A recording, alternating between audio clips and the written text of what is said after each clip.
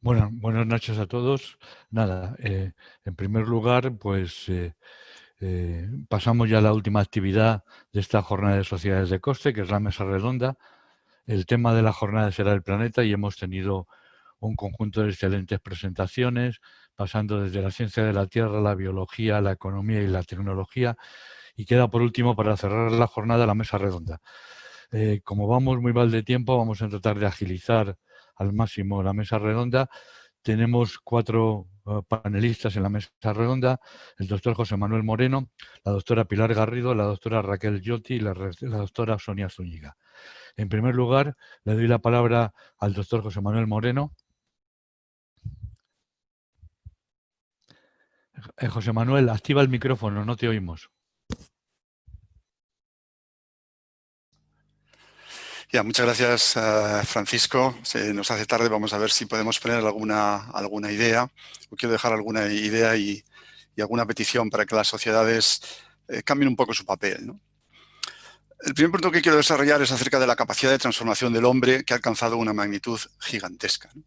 El cambio climático es el reflejo de las transformaciones que hacemos en el sistema Tierra, y es de tal magnitud que ahora mismo ya podemos decir que la Tierra no solo la controla el Sol, o el clima de la Tierra no solo lo controla el Sol, sino que lo controlamos nosotros, ¿no?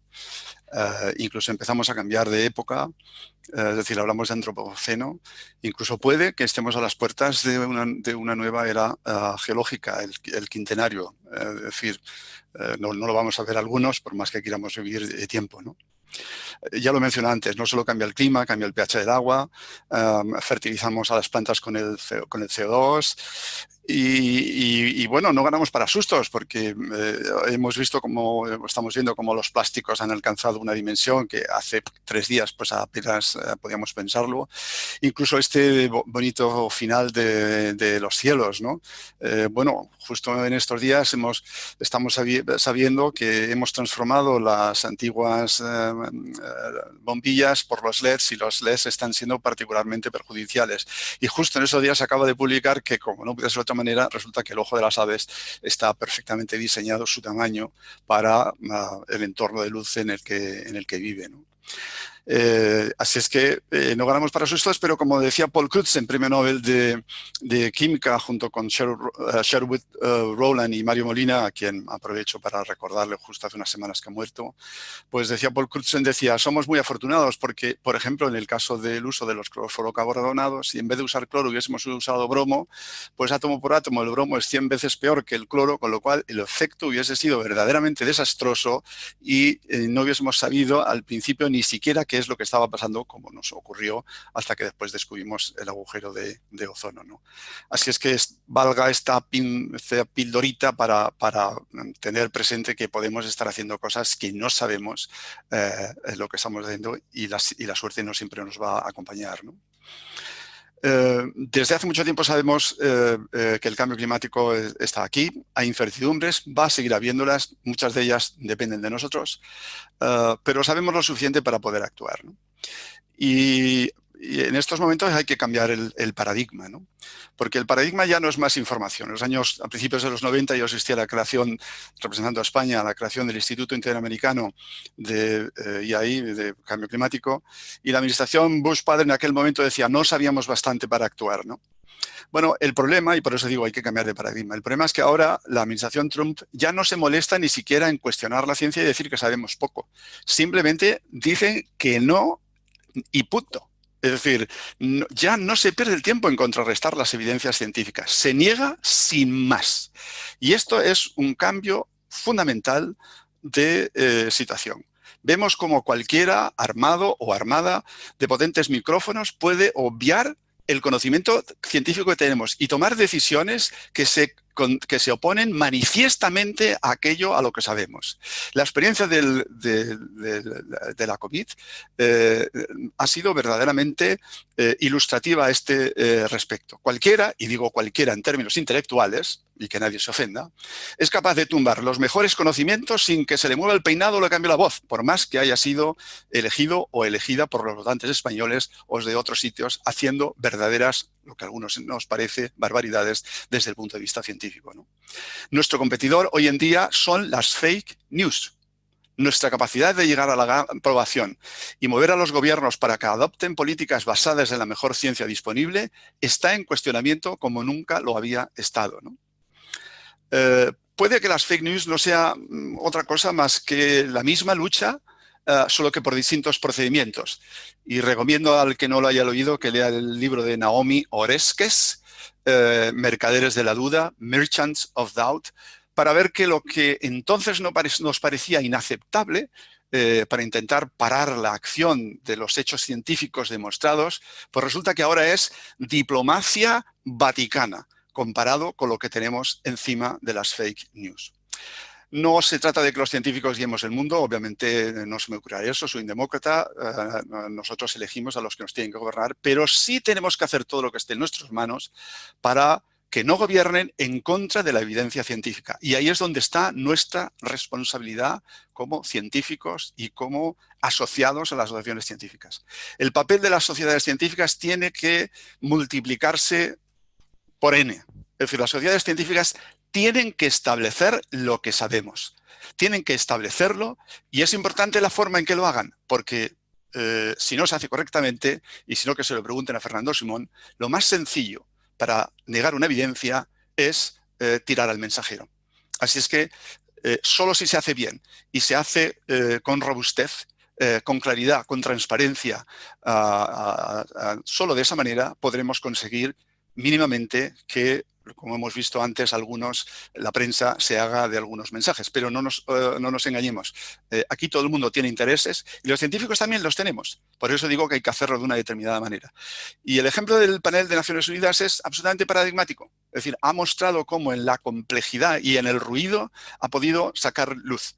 Y este es el mensaje que yo quiero dejar aquí para nuestras sociedades científicas, que se involucren, que tomemos las riendas, que pasemos a la acción, comunicando lo que sabemos y no dejando que interpreten otros porque lo interpretan sesgadamente, o por lo menos no respetando lo que sabemos.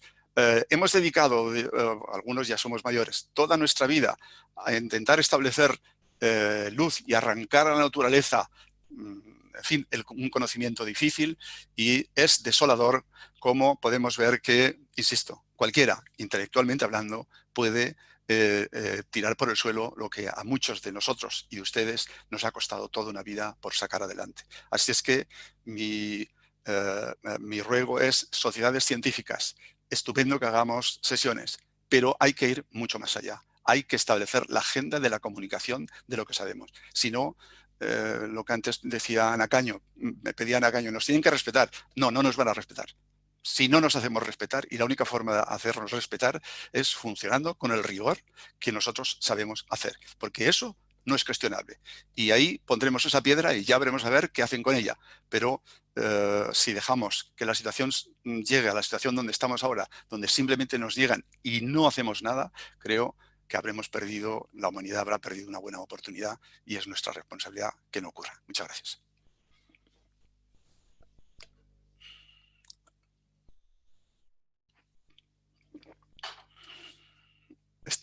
No, estás... Muchas gracias, José Manuel. Digo que como estoy viendo a Perla, la presidenta del COSTE, le dejo que recoja el guante que has lanzado, que yo creo que es muy relevante lo que has dicho. Bueno, ya está activo el chat para todos aquellos que quieran plantear preguntas a los participantes en la mesa redonda, y cedo la palabra ahora a Pilar Garrido. Hola, muy buenas tardes. Muchas gracias por la invitación. Es un placer estar aquí en esta mesa como representante de FACME, la Federación de Asociaciones Científico-Médicas Españolas. FACME representa la voz de más de 100.000 médicos que están asociados dentro de las sociedades científicas de las diferentes especialidades que tienen reconocimiento público en España. Por lo tanto, yo en parte también recojo ese guante, ¿no?, como la voz de las sociedades científicas en este tema. La mesa redonda se llama Globalización y Salud, y cuando se me invitó a participar participar y agradezco de nuevo que hayáis contado con nosotros, principalmente también a los organizadores y a Perla, por supuesto.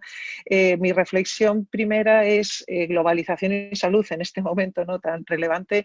¿Qué mensaje desde la profesión médica, quizá desde las sociedades científicas? Lo primero, yo creo, es la importancia de la formación. Durante mucho tiempo nos hemos centrado, antes de que llegara la pandemia, los médicos, y en un mensaje que tenía que ver, hemos estado trabajando en entornos enfocados a pacientes con enfermedades agudas.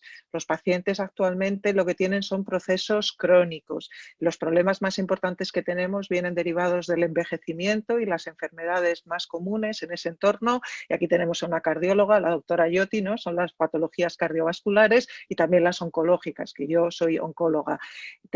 Lo que tenemos que prepararnos y lo que tenemos que centrarnos son en pacientes ancianos que van a tener muchos procesos crónicos. El modelo que estamos trabajando está muy separado, hospital primaria, pero centrado en procesos agudos. Hay que cambiar el modelo, etcétera. Esta es una realidad que sigue existiendo, por supuesto, esto no ha desaparecido y esto es importante. Y en esto viene un tema como la pandemia COVID-19 que nos pone el mundo patas arriba a todos, ¿no?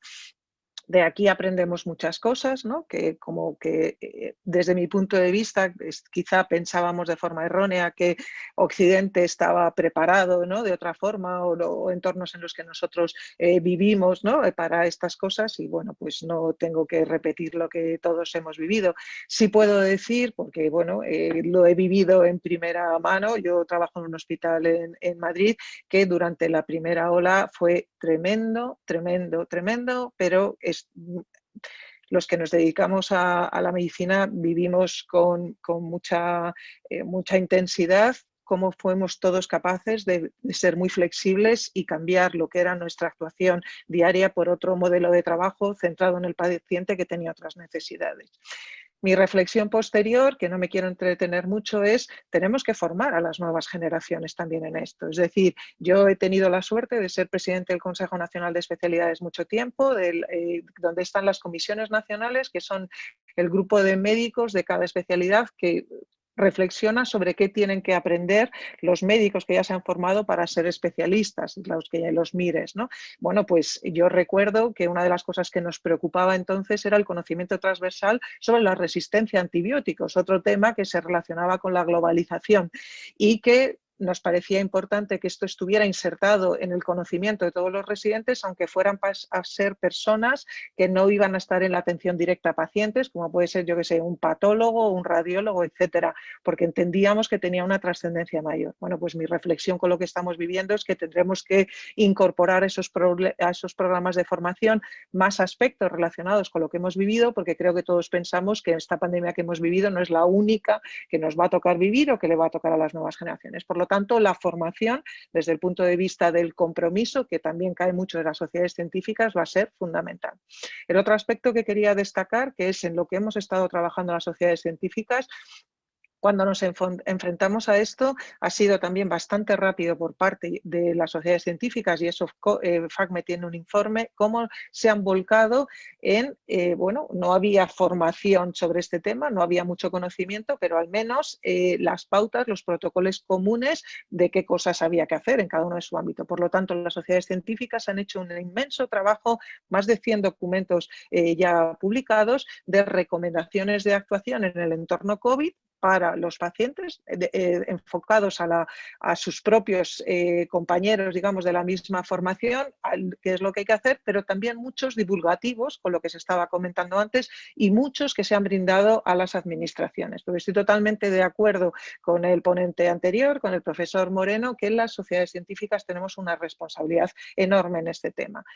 Una vez pasada esa primera ola, lo que hemos hecho es la reflexión con estos informes y nos hemos puesto a llamar a las puertas del Ministerio de Sanidad, de los consejeros de sanidad, etcétera, etcétera. Porque pensamos que, como las sociedades científicas es donde está el conocimiento científico-técnico, creemos que hay que sacarle más partido a esa formación y a esa experiencia.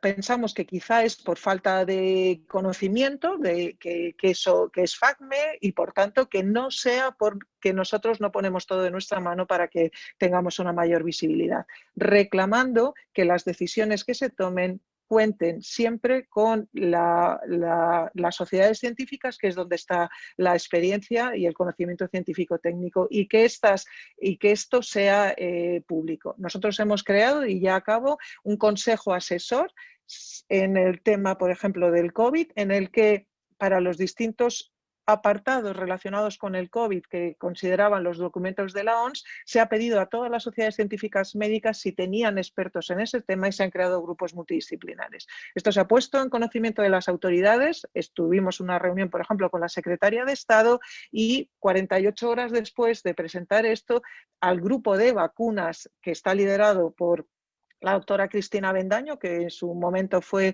directora general de la Agencia Española de Medicamento, también se le convocó a una reunión de trabajo. Este es el modelo que nosotros entendemos. Nosotros podemos poner a disposición de las autoridades los expertos, esperamos que las autoridades cuenten con nosotros y creemos que este es el modelo en el que podemos trabajar, porque comparto, como se ha dicho antes, que desde luego tenemos un compromiso, una responsabilidad, pero nos tienen que escuchar, ¿no? Entonces, que nos conozcan, que lo sepan, que brindemos la mano, pero también exigir que cuenten con nosotros.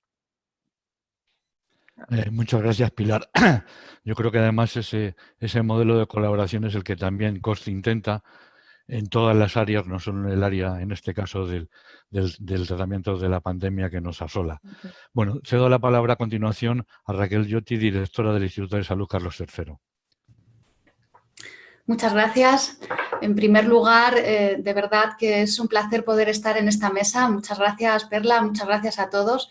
Además, he tenido la oportunidad de poder presenciar varias de las charlas y ha sido realmente enriquecedor. Centrándome de forma muy breve, también sé que vamos mal de tiempo, en el título de la mesa, globalización y salud. Inicialmente parecería algo de lo que llevamos hablando mucho tiempo. Llevamos posiblemente ya 2 décadas hablando de globalización y el impacto que tiene la globalización a nivel de los sistemas de comercio, de los sistemas económicos y también de las tecnologías de la información sobre las enfermedades humanas. Generalmente hablamos de globalización como un fenómeno que es perjudicial y a lo largo de muchos años hemos estado viendo los efectos deleterios que pueden tener estos nuevos sistemas de comercio y a nivel económico, fundamentalmente en aquellos países de bajos ingresos. Y sin embargo, junto con algunas situaciones y consecuencias que sin duda son perjudiciales, también hemos descubierto que estos fenómenos pueden ser también aprovechables como una oportunidad para la salud. La COVID-19, la pandemia que hemos sufrido, que estamos sufriendo, ha supuesto un cambio de paradigma en muchos de los conceptos que teníamos asociados a la globalización. A continuación haré algunas reflexiones que justo ahora estaba preparando para compartir con vosotros, pero antes de esto me gustaría profundizar más en el concepto de los efectos que la globalización tiene para el aumento de los riesgos para la salud, centrándolo fundamentalmente en 3 factores. La movilidad.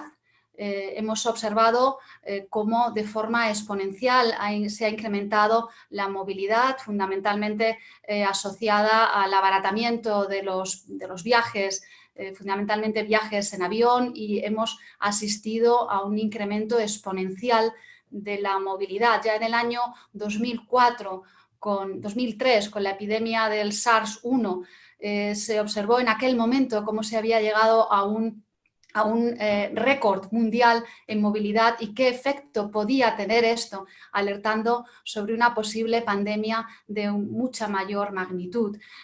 Por tanto, son riesgos ya conocidos y ya discutidos por la comunidad científica vinculados a este factor.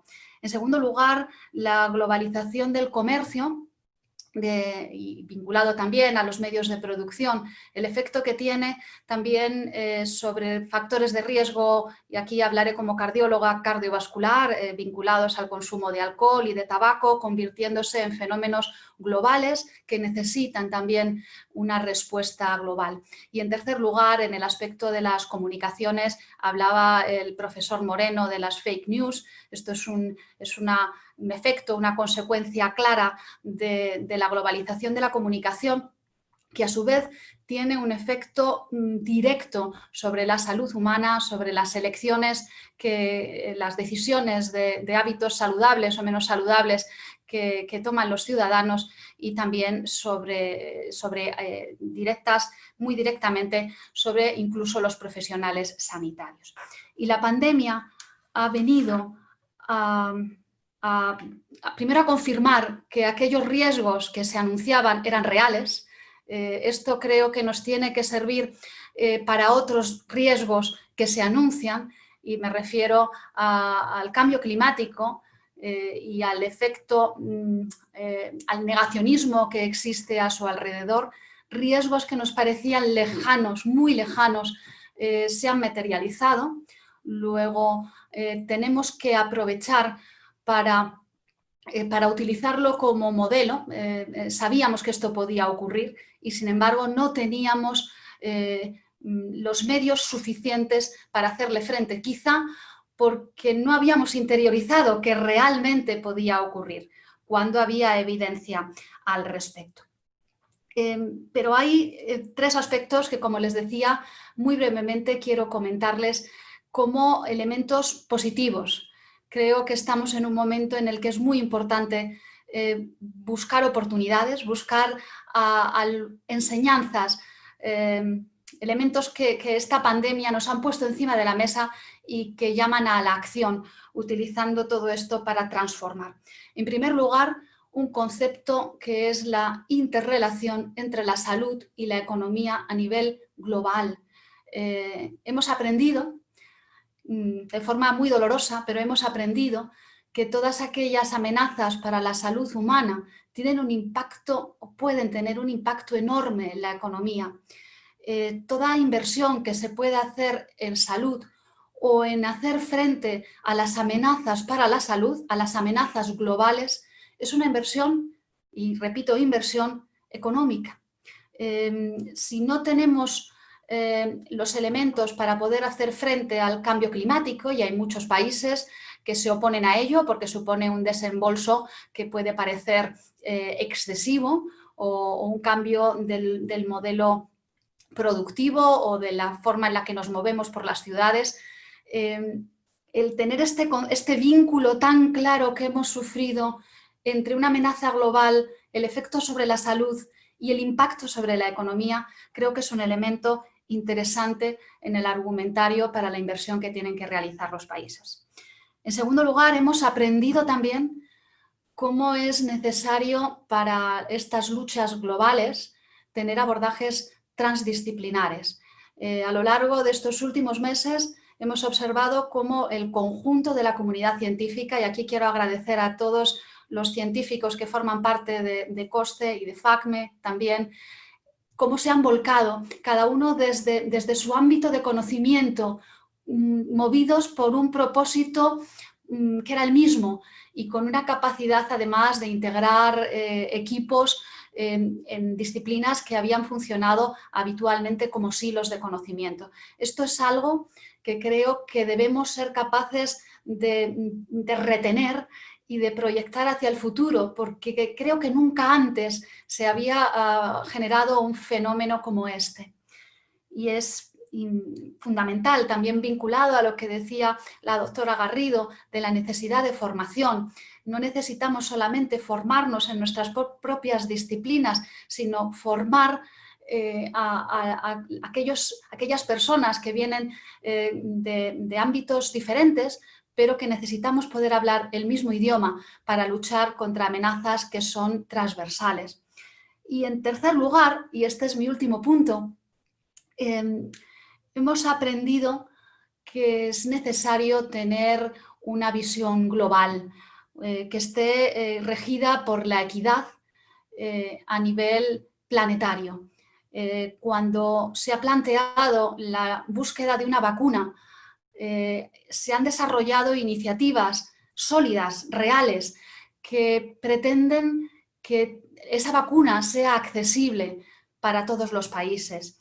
Esta visión de desarrollo global muy vinculada a los objetivos de desarrollo sostenible, que ahora ya casi no se oyen, pero están ahí. Parece que nos hemos olvidado de ellos. También esos mensajes de comunicación que antes decía a Gemma Teso. Bueno, esto es algo de los que hablábamos mucho y siguen ahí. Estos objetivos de desarrollo sostenible son ahora más importantes que nunca y tenemos nuevas herramientas para afrontarlos. La salud, el Objetivo de Desarrollo Sostenible 3, tiene un papel transversal porque sabemos que está influido por elementos como la pobreza, como el acceso a una alimentación adecuada, como también la interacción económica y medioambiental. La salud es clave y además trabajando en estos otros objetivos sabemos que mejora la salud y a su vez mejora la economía de los países. Por tanto, la globalización, esa capacidad de hacer frente de forma conjunta con grandes alianzas internacionales y además utilizando para ello las tecnologías de la información que tienen peligro, como decíamos, pero a la vez son un instrumento de enorme potencia si lo canalizamos de forma adecuada.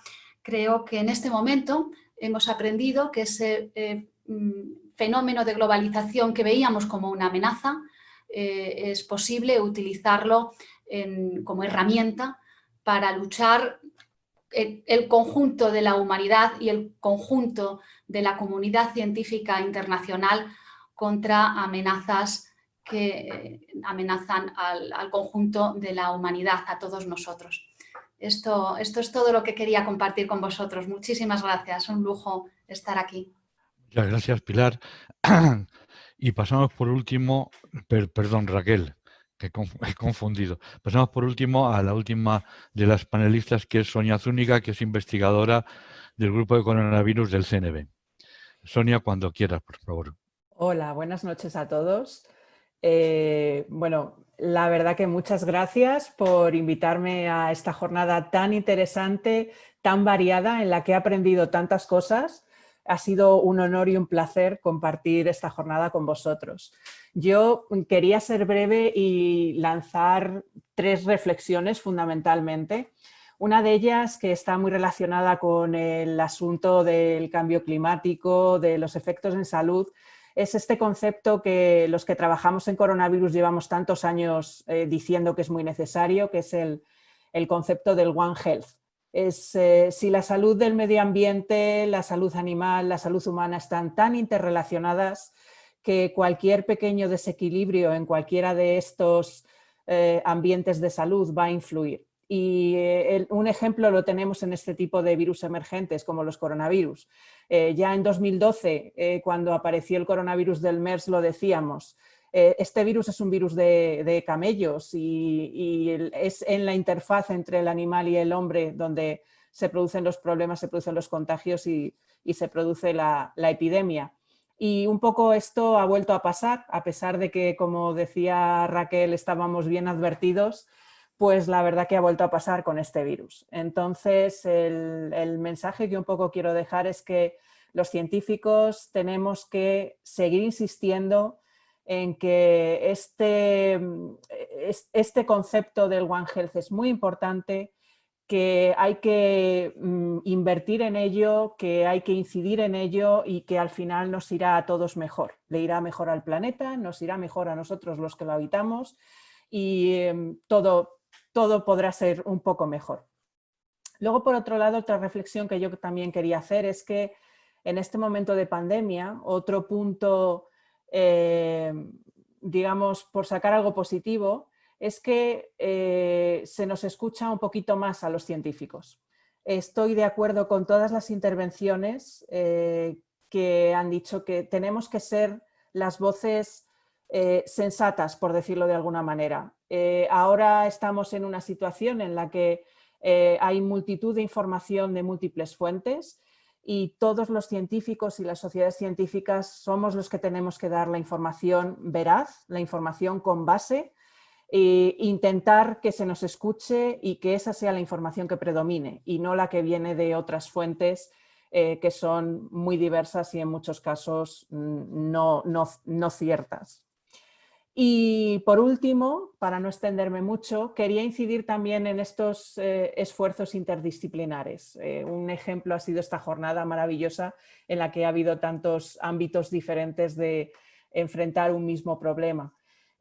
Por ejemplo, desde el CSIC, que es lo que yo más conozco, se ha lanzado una plataforma temática interdisciplinar para la salud global, que es el título que tiene, que un poco también lo que se pretende precisamente es eso, es combinar el conocimiento desde diferentes aspectos. En este momento está enfocado en la pandemia causada por el SARS-CoV-2, la COVID, pero se pretende que esto quede porque esto hará que estemos preparados para futuras emergencias y que contemos con el conocimiento de todos desde diferentes ámbitos para poder combatir estas futuras epidemias que desgraciadamente van a seguir sucediendo.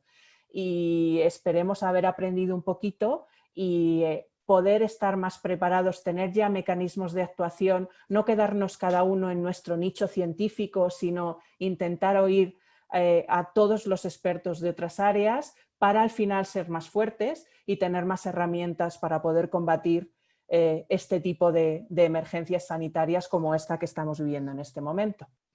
Y esas eran un poco las 3 reflexiones que quería dejar para no extenderme mucho más y dar lugar, en el caso de que haya tiempo, para el debate. Muchas gracias, Sonia. Bueno, el chat está abierto para preguntas. Por ahora tenemos una primera pregunta que me viene una reflexión de Gemma Teso. Dice, José Manuel está centrando el problema de la comunicación. El ecosistema mediático digital es cada día más complejo y las redes sociales son caldo de cultivo de la fake news. De ahí la importancia del periodismo y de los medios a la hora de comunicar. Bueno, no sé si José Manuel quiere añadir algo, pero yo creo que el mensaje es claro. El mensaje es claro, total y absolutamente de acuerdo con Gemma, ¿no? Lo que pasa es que ahora, por desgracia, ya los periodistas no tienen el monopolio de la información, ¿no? Y entonces, es decir, todo el mundo es informante. Y de ahí la necesidad de trabajar en esos mecanismos y estar preparados continuamente, o sea, porque los problemas, o digamos que la necesidad de base científica para la toma de decisión es continua en multitud de cosas. Y claro, afortunadamente hoy sabemos muchísimo más de lo que jamás pensamos que sabríamos. Entonces, sabemos mucho. Y como sabemos mucho, pues es el momento de realmente salir hacia afuera y de empezar a demostrar lo mucho que se sabe, afortunadamente. La muestra la hemos tenido hoy. O sea, vamos, yo veo un robot recogiendo bolsas de plástico en el mar. Por Dios santo, o sea, en vez de ir allí un señor con un pincho y que lo coge. Es decir, bueno, es que, por eso decía, es que la ciencia hay mucha materia gris, ¿no? Y mi queja es eso, es decir, por más materia gris que hay, materias no tan grises toman decisiones que, ya digo, sí que se despeinen. O sea que sí, totalmente de acuerdo con Gemma. No tenemos ninguna más pregunta en el chat. No sé si Perla, al hilo de la intervención de José Manuel, quiere añadir algo. Bueno, hola, buenas tardes a todos. En primer lugar, darle las gracias a todos los panelistas. Ha sido realmente una jornada increíble en todos los aspectos y en todas las áreas. Y esta mesa redonda la he gozado mucho y creo que estoy de acuerdo con todos vosotros, con Pilar, con Raquel, con José Manuel, con Sonia, exactamente con todo. Estoy completamente de acuerdo que la lucha que tenemos que hacer los científicos tiene que emanar a través de las sociedades científicas. Y eso desde COSE lo llevamos defendiendo desde siempre. Yo llevo 1 año y pico, pero desde siempre. Y hemos hecho todo lo posible por generar información para que los políticos, es decir, el Poder Legislativo y el Ejecutivo, y lo hemos llevado por escrito a todos los lados, escuchen la formación de asesoría científica que emanen de las sociedades científicas, no de cualquier lado. Lo hemos llevado por escrito, yo lo he llevado personalmente a un lado y a otro.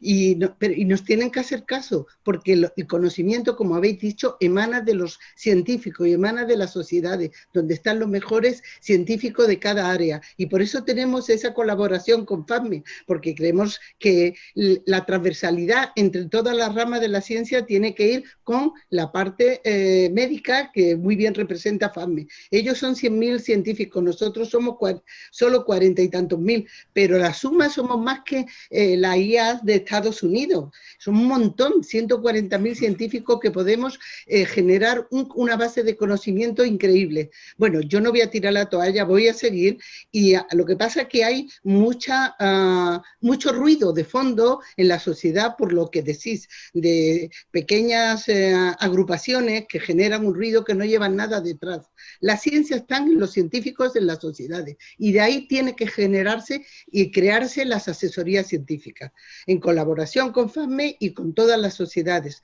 tanto para médicos, porque ahora es un problema médico, pero el día de mañana hay otro problema. Tenemos que adelantarnos y generar la asesoría científica que sean capaces de promover las soluciones antes que los problemas se produzcan, adelantarse y estar en colaboración con el gobierno y con los parlamentarios. Y esa lucha la llevo por delante y espero no irme de estos 4 años sin poder haber solucionado eso. Por lo menos lucharé por ello todos los días de mi vida, y ha empezado desde que llegué. Y lo saben mis compañeros de la vocalía. Y espero conseguirlo, porque y cuento con todos vosotros para ello. Todos sabemos mucho, pero nadie sabe de todo. Necesitamos a todos para poder generar una... Yo soy cuántica, podéis imaginar, ¿no? Puedo hablar de cosas cuánticas. O sea que cada uno sabe mucho de una cosa, pero no de todos. Entonces tenemos que, juntos, unidos, jamás seremos vencidos. El mundo depende de los científicos.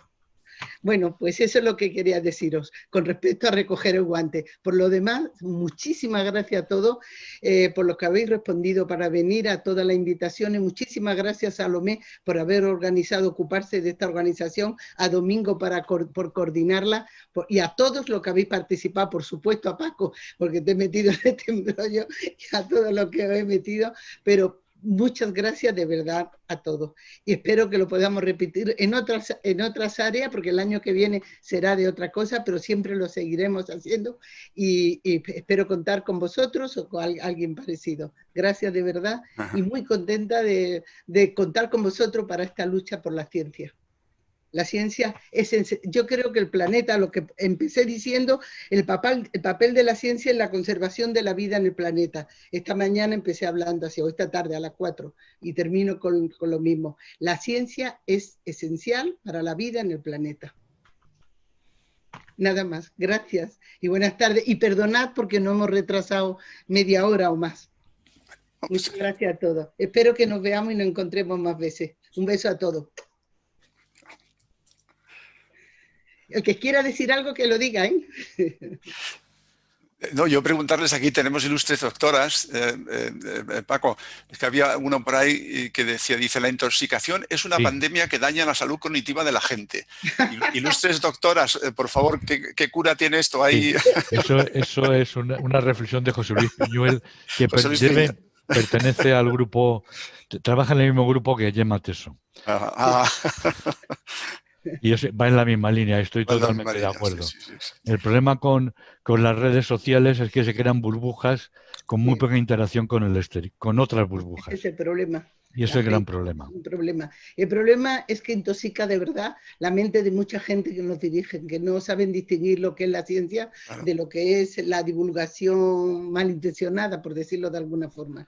Y para eso tenemos que estar los científicos luchando sin parar continuamente. Pero Perla, tú lo has dicho, y Pilar, me ha gustado mucho la intervención que ha hecho, porque es verdad que las sociedades médicas yo no conocía a todo, pero nos ha estado dando detalles que creo que han marcado un camino muy interesante y muy bueno de cómo se han enfrentado con algo que no sabían, qué es lo que se tenía que hacer. En poco tiempo se ha ido resolviendo. Me parece que esa es una experiencia francamente interesante. Y ahí, es decir, como nos vamos a encontrar con problemas desconocidos y siempre hay problemas. Por eso yo señalaba que tener engrasado el mecanismo, y creo que las sociedades médicas lo han puesto ahora, no sé si lo hacían regularmente, a lo mejor lo hacían regularmente, pero ahora se han enfrentado a ello y han puesto en marcha ese mecanismo y bueno, eso dice mucho de la medicina española y de nuestros médicos y de nuestros investigadores ahí, ¿no? Pues tenida esa experiencia tan positiva, creo que hay que ir más allá. Por eso hay que tener engrasado el mecanismo, porque si no, llegaremos muy tarde. Y aquí ha costado, supongo que les habrá costado reunir a toda esa gente, en fin, supongo que porque siempre hay distintas versiones en un problema tan complejo. Fijaos en un problema que no tenga la magnitud de lo que estamos viendo, ¿no? Pues se nos puede ir el tiempo. Por eso los mecanismos, tenerlos engrasados me parece que es fundamental y ya digo, lo que ha contado Pilar me ha parecido extraordinario.